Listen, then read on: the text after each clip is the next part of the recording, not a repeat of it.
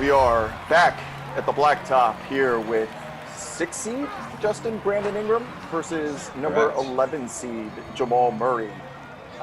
Interesting matchup because I like these lengthy swingmen, point forward / can guard any position 1 through 5 guys when they play the good ball handling point guards, because we're stuck in this what feels like an eternal debate, a more like a never-ending debate of should the big guys skew this good in NBA 2K? Would they dominate the little guys in real life the same way that they do? Oh, you're going to go through the legs like that and want to finish that. But what does Charles Barkley say? It was a $99 something, $1 finish. 1 cent finish, yeah. Yeah, 1 cent finish or something. That's what we got here. So you had Jamal Murray ranked 34th out of us 4. That you came in higher than either of us 3. What does he need to do in this one to beat Brandon Ingram? You're saying I had him ranked highest, as in I had him ranked best, or like lowest? Lowest. So Okay. you're higher on him than any of us. Oh, higher. Okay. So, Jamal Murray's game translates to the one-on-one court for me. I think he's a creator.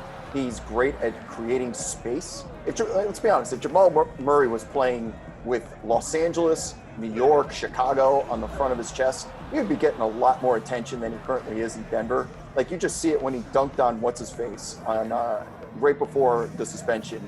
That was called an offensive foul. Like, he has crazy athleticism for someone who doesn't look like he has any athleticism whatsoever. He has like secret bunnies, secret hops in there. And I've always appreciated it. If he's going to keep going through the legs like this, he better finish. But I've always appreciated his ability to create space, create for others, and create his own shot. Those are the 3 big pillars of offense for me. And I thought for a second it could translate to the one-on-one court, but this is a bad matchup. Yeah. Brandon Ingram comes in 3.5-point favorite. We're at the cover line right now. He's up by 3. Tough shot by Jamal. I like Ingram to cover in this one. What do you think?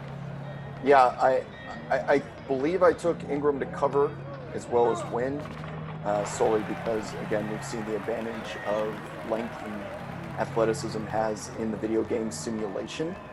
Jamal Murray's got to live in either the step-back game or the mid-range game, because even though I just talked about him dunking on somebody in a real game, it wasn't someone with the length of Brandon Ingram, and 2, that's why it's always so surprising, because you don't think Jamal Murray's going to do it. He's a great outside shooter. He's great at creating the space of that little mid-range step-back, but we're yet to see that here, and that's why he has 2 points. So he is not known to me as one of those Derrick Rose, Russell Westbrook, nuclear explosion at the rim type guys. That's too easy, man. But this is why I'm always kind of okay with this too, is someone like Brandon Ingram would just shoot over Jamal Murray all day like it's batting practice. Like, how is Jamal Murray supposed to influence anything Brandon Ingram does? He's just tall enough to get his hand maybe over his chin, Brandon Ingram's chin, without fouling him. Granted, Jamal Murray would be, I think, a little bit quicker off the first dribble here, but this is probably a credit to his not so high NBA 2K rating, which I imagine is lower than it probably should be. Ingram comes in at 86 rating. Jamal Murray's at 84.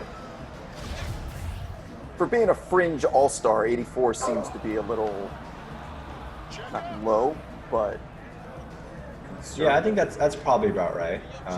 Maybe 85. Do you think Jamal Murray will be an all-star at any point in his career? I do not think so, just given interesting. How he's going to stay in the West and the kind of competition he's going to face for spots there. But he'll be in the conversation. I just think it's just really tough to make the All-Stars game out West. That was the whole basis of the question, because he's always going to have CP3s and Westbrooks and hell, who even started on the damn team this year? The Luka Doncic's, the guys who are going to get the mainstream votes because Jamal Murray's in Denver. He's just never going to have that. So he's probably going to have to get voted in by the coaches, and you better be balling if you're going to get in front of guys like James Harden Russell Westbrook and Chris Paul. Yeah, and also, I mean, wins kind of influence a little bit. You know, if they were winning, second, third in the West, it would help a lot. But the West is going to continue to be a gauntlet for years to come. So it's really tough for him to have much separation over some of these other guys. I guess we got to give them credit because they have been winning the past 2 seasons, and I'm sure Jamal Murray has been a big, both statistically and through the eye test, has been a big part of that.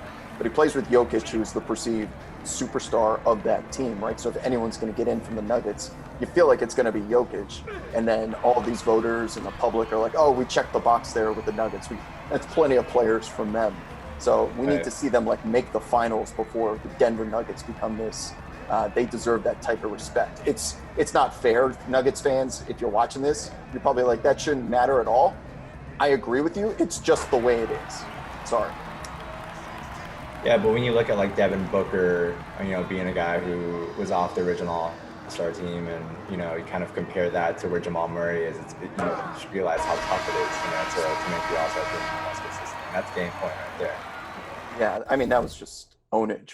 We talked about the game like once. I mean, if Jamal Murray's going to go out there and shoot 6 of 16 in a one-on-one game, you're going to get blown out 11-6. So athleticism and wingspans, another notch on the belt for that group.